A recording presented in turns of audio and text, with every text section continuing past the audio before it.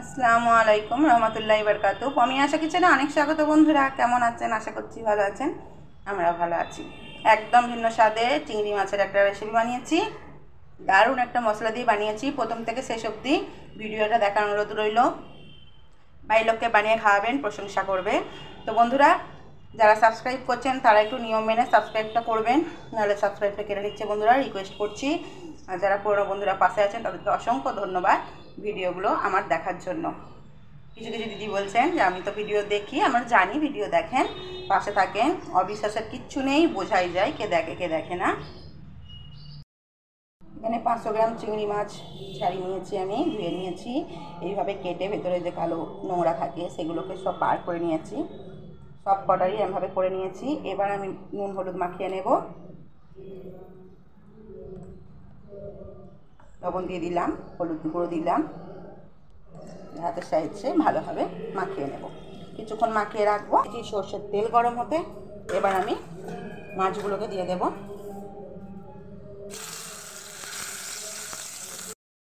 সব মাছগুলো দিয়ে নাড়াচাড়া করে নেবো।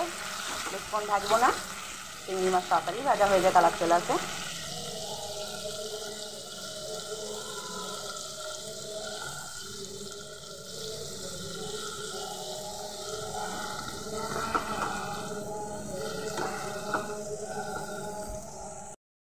এখানে আমি নারকেল নিয়ে নিয়েছি। এই নারকেলটা, কাজুটা আর টক দই দিয়ে আমি একটা পেস্ট বানাবো। ভাজা হয়ে গেছে, এবার আমি এগুলোকে তুলে নেব। এই তেলের মধ্যেই দিয়ে দেব পেঁয়াজ কুচি। 3খানা পেঁয়াজকে আমি কুচিয়ে রেখেছিলাম।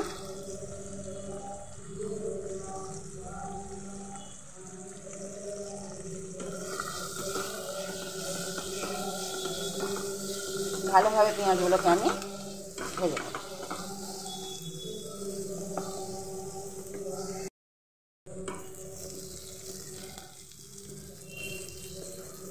পেঁয়াজটা ভাজা হয়ে গেছে, এবার এর মধ্যে দিয়ে দেবো আদা রসুনের পেস্ট।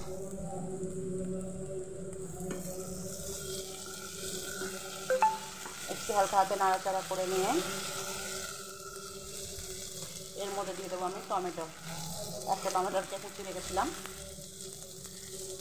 দিয়ে দেবো লবণ, টমেটোটা তাড়াতাড়ি গলে যাবে তার জন্য।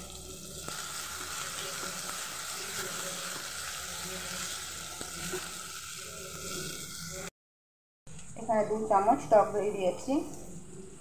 দিয়ে দিচ্ছি একটা কাঁচা লঙ্কা, দিয়ে এটাকে আমি পেস্ট বানিয়ে নেব। টমেটোগুলো ভালোভাবে গলে গেছে, এবার দিয়ে দেবো এখানে লঙ্কা গুঁড়ো। এই একটা লঙ্কাকে পেস্ট করেছিলাম, ওইটাও আমার খুব ঝাল। আর দিয়ে দেবো জিরে গুঁড়ো, দেবো ধনে গুঁড়ো, পানি দেব। মশলাটাকে আমি একটু কষিয়ে নেব।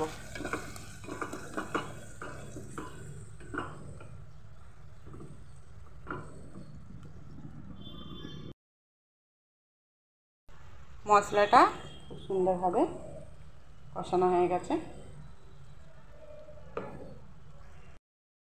এর মধ্যে এবার দিয়ে দেব যে পেস্টটা আমি বানিয়ে রেখেছিলাম, নারকেল, কাজু, টক দই।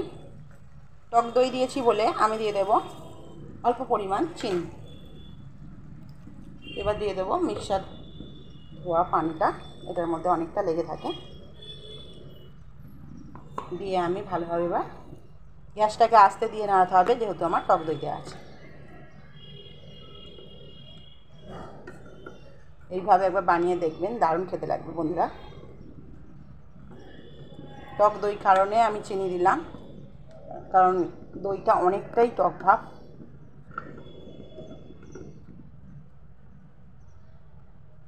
এবার আমি ফুটতে দেব। মশলাটা খুব ভালোভাবে ফুটছে, এর মধ্যে দিয়ে দেবো লবণ, দিয়ে দেব চিংড়ি মাছগুলো।